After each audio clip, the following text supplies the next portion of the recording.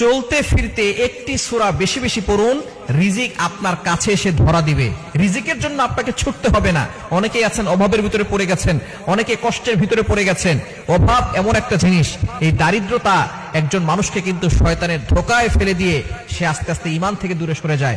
এজন্য সবসময় আল্লাহর কাছে দোয়া করবেন, আল্লাহ আমাকে এমন দারিদ্রতা দিও না যে দারিদ্রতার কারণে আমার ঈমানের উপরে আসর পরে, ঈমানের উপরে ঘাটতি চলে আসে। এজন্য সবসময় আল্লাহর কাছে দোয়া করবেন যাতে করে আপনি হালাল ভাবে, সঠিকভাবে আপনি ইনকাম করতে পারেন। এজন্য আপনার রিজিকের পিছনে ছুটতে হবে না যদি আপনি একটি সূরা বেশি বেশি পড়েন। নবীজি সাল্লাল্লাহু আলাইহি সাল্লামের কাছে একবার এক গ্রাম্য ব্যক্তি এসে বলতেছেন, ইয়া রাসূলুল্লাহ, ইয়া হাবিবাল্লাহ, আমি টাকা পয়সা ইনকাম করি কিন্তু আমার টাকা থাকে না, আমার টাকার ভিতরে কোনো বরকত নাই।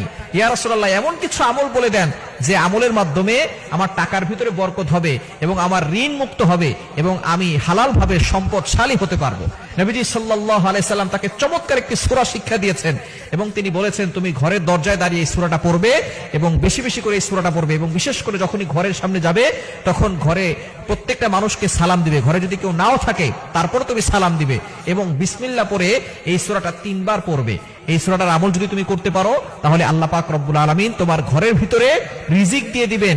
তোমার যে ইনকাম থাকবে, ইনকামের ভিতরে বরকত আসবে। রিজিক নিয়ে তোমাকে টেনশন করতে হবে না, আল্লাহ পাক রব্বুল আলামিন রিজিক তোমার কাছে পৌঁছে দিবেন। সূরাটা হচ্ছে সূরা ইখলাস। এই সূরা ইখলাস আমরা সকলে জানি না?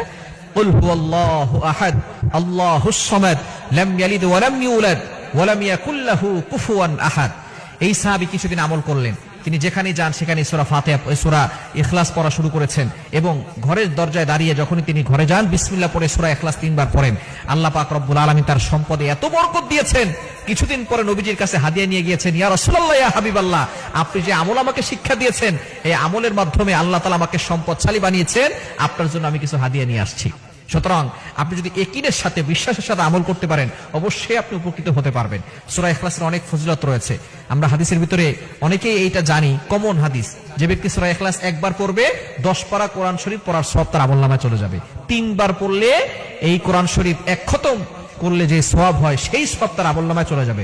সুতরাং সূরা ইখলাসের অনেক ফজিলত রয়েছে এবং ওমর রাদিয়াল্লাহু আনহু জানিয়েছেন, নবী সাল্লাল্লাহু আলাইহি ওয়াসাল্লাম বলে দিয়েছেন, যে ব্যক্তি 10 বার সূরা ইখলাস পড়বে আল্লাহ তাআলা তার জন্য জান্নাতে একটা প্রাসাদ নির্মাণ করে দিবেন। যদি কেউ 20 বার পড়ে 2টা প্রাসাদ, 30 বার পড়লে 3টা প্রাসাদ আল্লাহ তাআলা তার জন্য জান্নাতে রেডি করে রাখবেন। এজন্য সূরা ইখলাস যত বেশি পারবেন তত বেশি পড়বেন। দুনিয়াতেও আপনি সম্পদশালী হবেন, টাকার জন্য কারো কাছে হাত পাততে হবে না, একটা কাঁচামরিচের জন্য কারো কাছে হাত পাততে হবে না। আল্লাহ তাআলা আপনার রিজিকের ব্যবস্থা করে দিবেন। রিজিকের পিছনে আপনাকে ছুটতে হবে না, রিজিক আপনার কাছে এসে ধরা দিবে এবং আখিরাতেও এই সূরা ইখলাসের মহব্বত আপনাকে জান্নাত পর্যন্ত পৌঁছে দিবে। আল্লাহ তাআলা আমাদের সকলকে এই সূরা ইখলাসের আমল বেশি বেশি করার তৌফিক দান করেন।